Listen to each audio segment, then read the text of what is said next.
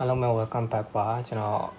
electronic structure အကြောင်းလေးဆက်ပြောချင်ပါတယ်အဲ့အကြောင်းလေးပြောခင်အရှက်ဗီဒီယိုနှစ်ပုဒ်ကိုနည်းနည်းလေး recap လုပ်ပေးချင်ပါတယ်အတန်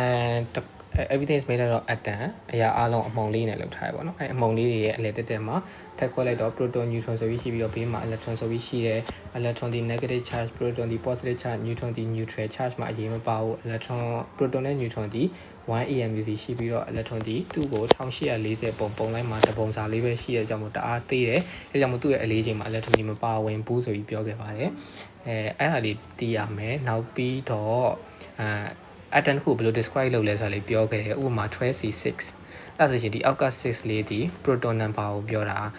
proton number ကိုနောက်တစ်မျိုးဘယ်လိုခေါ်သေးလဲဆိုတော့ atomic number လို့ခေါ်တယ်။ဘာကြောင့်မလို့ proton number atomic number ခေါ်ရလဲ။ atom တစ်ခုကိုဆုံးဖြတ်တဲ့နေရာမှာ proton ဘယ်နှလုံးရှိလဲကိုကြည့်ပြီးတော့ carbon လို့ပြောတာဗျာ။ proton 6လုံးရှိရင်ဒါ carbon ပဲ။တခြားဘာအရာမှမဟုတ်။ proton 4လုံးရှိရင် beryllium ။ proton 17လုံးရှိရင် sodium ။ဒါကိန်းတွေပဲ။အဲ့ဒါကြောင့်မို့သူ proton number atomic number လို့ခေါ်တယ်။အပေါ်ကစက်နှစ်ဒီအတိုင်းဘယ်လောက်လေးလဲဆိုတာကိုပြောတာဗျာအတန်ဘယ်လောက်လေးလဲကိုသိဖို့အတွက်ခလေးက4ရဲ့နှစ်ခုက proton နဲ့ neutron လေအဲ့တော့ proton အပေါင်း neutron ဒီမှာဆိုအောက်က proton 6လုံးရှိကြမှာ6အဲ့ဆို neutron လည်း6လုံးရှိလို့12ဖြစ်တာပေါ့ဗျာအဲ့ဆိုအဲ့ကောင်ကဘာလို့ခေါ်လဲဆိုရင် mass number လို့ခေါ်ပါတယ် mass number ကိုနောက်တစ်မျိုးပြော nucleus ထဲမှာရှိတဲ့အကောင်နှစ်ကောင်ပေါင်းထားဖြစ်တဲ့ကြောင့်မလို့ nucleon number လို့ခေါ်ပါတယ်ဒါတွေပြောခဲ့ပါတယ်အဲ့မှာ mass number မတူဘဲနဲ့ atomic number တူနေတာဒါမှမဟုတ် atomic number မတူဘဲနဲ့ mass number တွေတူနေတာအဲ့ဒါကိုခေါ်ပြ isotope တဲ့ iso ပါတယ်ဆိုပြီးလည်းပြောခဲ့ပါတယ်နောက်တစ်ခုမှတ်မိစေချင်တာက neutral atom ဆိုတာဘာလဲ neutral atom means ခလဲမှာနေနေတဲ့ proton number နဲ့အပြင်မှာနေနေတဲ့ electron number တူတာကိုပြောတာပါ။ဘာဖြစ်လို့လဲဆိုရင် sodium တစ်လုံးရှိရပဲထားပါ sodium ဒီ 11 အနေ proton 17လုံးရှိတယ်။ proton 17လုံးကခလဲမှာအပေါင်း17အနေနဲ့နေရင်အပြင်ဘက်မှာသူ့ကိုဝိုင်းနေတဲ့ electron ကအနှုတ်17လုံးရှိရပါမယ်။တကယ်လို့ဒါအကြောင်းတစ်ခုခုကြောင့် electron ကအပြင်ထွက်သွားပြီးတော့အနှုတ်10လုံးပဲရှိခဲ့လို့ရှိရင်အပေါင်းတစ်လုံးပိုများနေရဗျာအဲဒါဆို sodium မဟုတ်တော့ Na+ ဆိုပြီးခေါ်လိုက်မှာအဲဒါဆိုသူဒီ neutral atom မဟုတ်တော့ charge ပါတော့ atom ဖြစ်သွားပြီအဲ့တိုင်းမှာဥပမာ70 charge ပါတော့ atom ဖြစ်သွားပြီဗျာအဲ့ဒါကြောင့်မို့ neutral atom တစ်လုံးမှာဆိုလို့ရှိရင်အထဲမှာရှိတဲ့ proton number နဲ့အပြင်မှာရှိတဲ့ electron number နဲ့တူရဲလို့ပြောလို့ရပါတယ်အဲ့ဒါကြောင့်မလို့ကျွန်တော်ဒီ formula ကိုကြည့်ပြီးတော့လဲ12C6 ဆိုရင်ဒီ formula ကိုကြည့်ပြီးတော့ကျွန်တော်ဘာလဲဆိုတာခံမှန်းနိုင်လို့ရတယ် proton 6လုံးရှိတယ်ဒီအပေါ်မှာ charge မှမတင်ထားတာအဲ့ဒါဆိုသိကြ electron လဲ6လုံးပဲဗျာ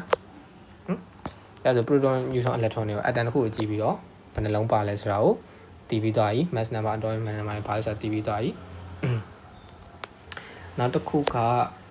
ဒီရည်ရ periodic table ပေါ့နော်ဒီ periodic table မှာအလုံးပေါင်း118လုံးရှိပါတယ်နောက်တစ်ချိန်ကြာလို့ရှင် periodic table လေးအကြောင်းအကျယ်ပြောချင်ပါတယ်သူရဲ့ properties တွေလည်းရှိတော့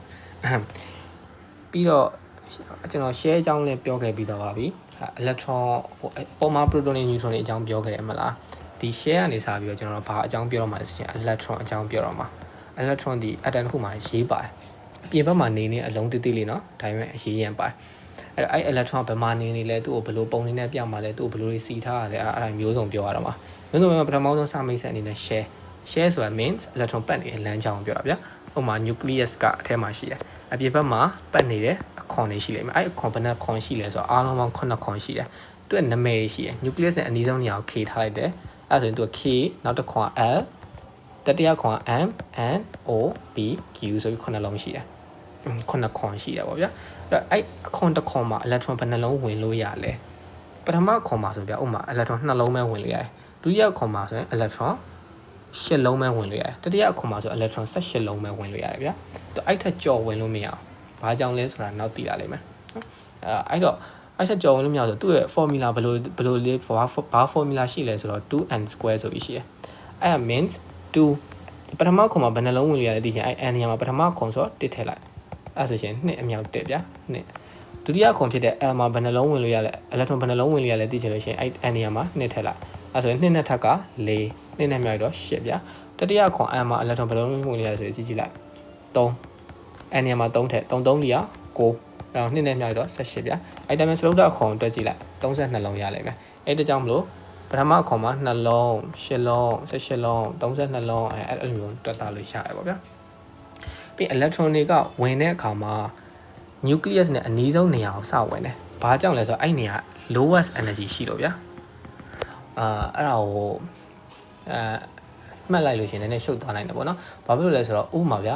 ကျွန်တော်ဒီလိုလေးပဲစဉ်းစားကြည့်လိုက်ရေကွက်ထဲကိုရေထည့်မယ်မလား။ရေလောင်းလိုက်လို့ရှိရင်အဲ့ရေဒီဘယ်နေရာမှာစဝင်လဲ။ ဟိုးရေခွက်ရဲ့ဖင်မှာစပြီးဝင်တယ်ပြီးကြတော့မှအပေါ်တက်လာနော်ဘယ်ရေမှအပေါ်ကနေစပြီးအောက်ဘက်ကိုပြေးသွားတယ်ဆိုတော့မရှိအောက်ကနေအပေါ်ပြေးသွားဘာဖြစ်လို့လဲရေအကုန်လုံးဒီ occupy လုပ်တဲ့နေရာဒီ lowest energy level ကနေစပြီးတော့ highest energy level တဖြည်းဖြည်းနဲ့တက်သွားတာဗျာသိလားအဲ့တော့လောကမှာအရာဝတ္ထုတိုင်းဒီဘယ်ဖြစ်ဖြစ်ခက်ခဲတဲ့အလုပ်တွေမလုပ် energy အနည်းဆုံးကနေပဲစဝင်တယ်နော်အဲ့တော့ကြောင့်မလို့ K ကနေစဝင်ပြီးတော့မှ K မှာ electron ပြည့်ပြီဆိုတော့မှဟိုဟာ L ဘက်ကိုကူးမယ်ပေါ့ဗျာဥပမာ70ဥပမာ8O နော် proton 8လုံးရှိရတာဆိုအဲ့ဒါ electron လည်း8လုံးရှိရပါဗျာအဲ့တော့ electron ဒီပထမအခွန်မှာ2လုံးအရင်ဝင်လိုက်တယ်ပြီးကြတော့မှဒုတိယအခွန်မှာ6လုံးဝင်တယ်ကျန်တဲ့6လုံးအဲ့ဆိုအားလုံးပေါင်း8လုံး8လုံးကပါတယ် K မှာ2လုံးဝင်ပြီးတော့ L မှာ6လုံးဝင်တယ်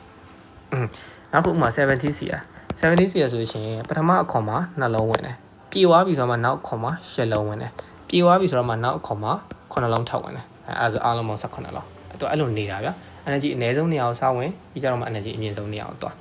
နော်ဒါကျွန်တော် share ကိုရှင်းပြတာပါအဲ့တော့သိစေချင်တာဒီခွန်ပေါင်း9ခွန်ရှိပါတယ် KLM OPQ လို့ခေါ်ပါတယ်သူတို့ electron အဲ့အခွန်တစ်ခွန်မှာ electron ဘယ်နှလုံးဝင်လို့ရလဲသိချင် 2n square နဲ့တွက်ပါတယ် electron ဒီ lowest energy level ကစဝင်ပါတယ်အဲ့ဒါကြောင့်မလို့ nucleus နဲ့ဝေးသောနေရာဒီ nucleus နဲ့ဝေးလေ energy level ပုံမြင့်လေပဲဒီစားတော့နားလည်မယ်ထင်ပါတယ် nucleus ကဒီမှာ K နဲ့ L နဲ့ဆိုရင်ဘယ်ကောင် energy level ပုံမြင့်နေလဲ K က lowest energy ဖြစ်တော့သူ့ကိုအရင်စဝင်တယ်လေပြီးကြတော့မှရှစ်လုံးကအနောက်ကိုလိုက်ဝင်တယ်ဆိုတော့သူကအနေနဲ့ high energy ပို့ဖြစ်မယ် L နဲ့ M အခွန်နဲ့ဆိုရင် M အခွန်ကပို့ပြီးတော့ energy level ပုံမြင့်နေမယ်ဒါကိုပြောတာပေါ့နော်အဲ့တော့ nucleus နဲ့ဝေးတဲ့နေရာဒီ energy ပုံမြင့်လေနောက်တစ်ခု sub share အဲ့လိုမျိုး9ခွန်ရှိတာကိုမှ K မှာဆိုလို့ရှိရင်ကျွန်တော်ကအဲ့အခွန်မှာထပ်ပြီးတော့ပိုင်းလာအောင်မယ် L မှာ electron 8လုံးဝင်လို့ရတဲ့ဟာကိုမှထပ်ပြီးတော့ပိုင်းလာအောင်မယ် sub share ဆိုပြီးတော့အဲ့ sub share ကဘာလို့လဲဆိုရင် SPDF Sharp principal diffuse fundamental ဘာကြောင့်အဲ့နာမည်ခေါ်နေလဲဆိုတာကအရေးမကြီးဒါတွေကတော့လုံးဝဘယ်အောင် quantum mechanics တွေ quantum physics တွေဘာရောက်သွားလိမ့်မယ်ဗျာဒါတွေပြောနေเนาะအဲ့တော့သူ subshare နာမည်လေးလေးခုရှိ SPDF တဲ့ Sharp principal diffuse fundamental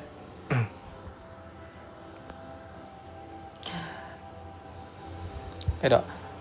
ဘာဖြစ်လို့အဲ့ subshare တွေထပ်ခွဲလိုက်ရပါဘောနော်သူကသူ K ဆိုပြီးတော့ L ဆိုပြီးတော့ရှိနေတဲ့ share တွေကိုမှသူထပ်ပိုင်းလိုက်သေးတာ subshare ဆိုတဲ့အဓိပ္ပာယ်ပိုင်းလိုက်တယ်ဆိုတော့ SPDF ဆိုပြီးတော့ပေါ်လာအောင်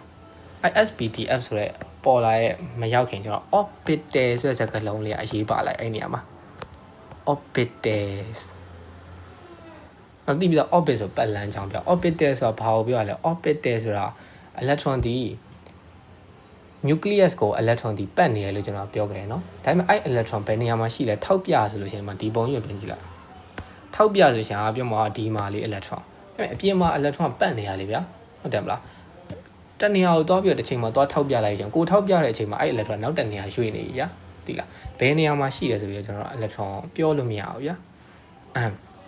ပြီးတော့ဗျာတကယ်အတန်းရဲ့ structure ပိုရှုပ်တယ်ဗျာဒါကြီးဒီကြီးကကျွန်တော်တို့စာသင်ဖို့အတွက်ပဲဘောမော်တယ်ဆိုပြီးတော့သူကဟိုရှင်းလင်းထုတ်ပေးထားတာပေါ့ဗျာဒါတော့နောက်ကိုဟိုအတန်းအကြောင်းအသေးစိတ်လေ့လာတဲ့အခါမှာသိသွားမှာပေါ့ဒါပေမဲ့အဲ့လောက်ကြီးပြောချင်တဲ့အထိပ္ပယ် electron ကိုဘယ်နေရာလဲလို့ထောက်ပြလို့မရအောင်အဲ့တော့ကြောင့်မလို့ orbital ဆိုတဲ့စကားလုံးလေးပေါ့လား orbital ဆိုတာဒီ electron တွေရှိနိုင်တဲ့နေရာကိုပြောတာဗျာဟို90%တော့အချိန်လောက်မှာ electron ဒီအဲ့နေရာမှာရှိနေလောက်တယ်ဆိုတော့ space ကြီးတစ်ခုကိုသူဖန်တီးလိုက်တာဗျာဥပမာကျွန်တော်တို့ကျောင်းသားတွေမလားကျောင်းသားအယောက်100ရှိရဆိုလို့ရှိရင်အဲ့ကျောင်းသား90လောက်ဒီကျောင်းကြီးရဲ့ကန်တင်းနေရာမှာသွားနားနေလောက်တယ်အဲ့လိုမျိုးပြောချင်တာဗျာ the space နေရာတစ်ခုကိုပြောတာအဲ့နေရာတစ်ခုမှာဒီ electron တွေရှိနေလောက်တယ်ဆိုတော့ပြောချင်တာ orbital ဆိုတာဘာဖြစ်လို့အဲ့လိုမျိုးပြောရလဲဆိုတော့ဗျာ electron ထောက်ပြလို့မရလို့အဲ့တော့ electron အများစုရှိနေနိုင်မဲ့နေရာကိုကျွန်တော် orbital ဆိုပြီးသတ်မှတ်လိုက်တာနော်အဲ့နေရာလေးမှာ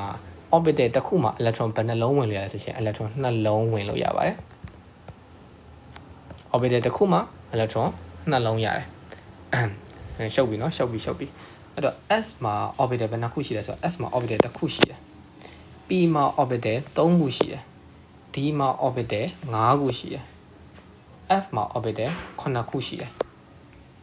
เนาะအဲ့ဒါကြောင့်မလို့ S မှာ orbital တစ်ခုရှိရော electron ကသူ့မှာ2လုံးရှိနေမယ် P ဆိုတဲ့ subshell လေးမှာ orbital 3ခုရှိရတဲ့ကြောင့်မလို့ electron က6လုံးရှိနေနိုင်တယ် D ဆိုတဲ့ subshell မှာ orbital 5ခုရှိရတဲ့ကြောင့်မလို့ electron 10လုံးရှိနေနိုင်ပြီးတော့ F မှာ orbital 9ခုရှိတဲ့ကြောင့်မလို့ electron 14လုံးရှိနေနိုင်တယ်ဒါပဲအထက်က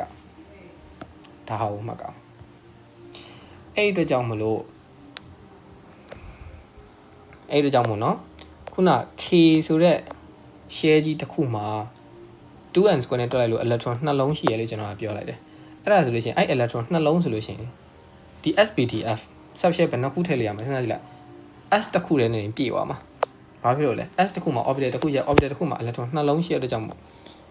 အဲ့ S2 ဆိုပြီးတော့ကျွန်တော်အဲ့လိုမျိုးလေးရေးလိုက်မှာပြောချင်တာ S subshell လေးမှာ electron 2လုံးနဲ့ပြည့်နေပြီ K က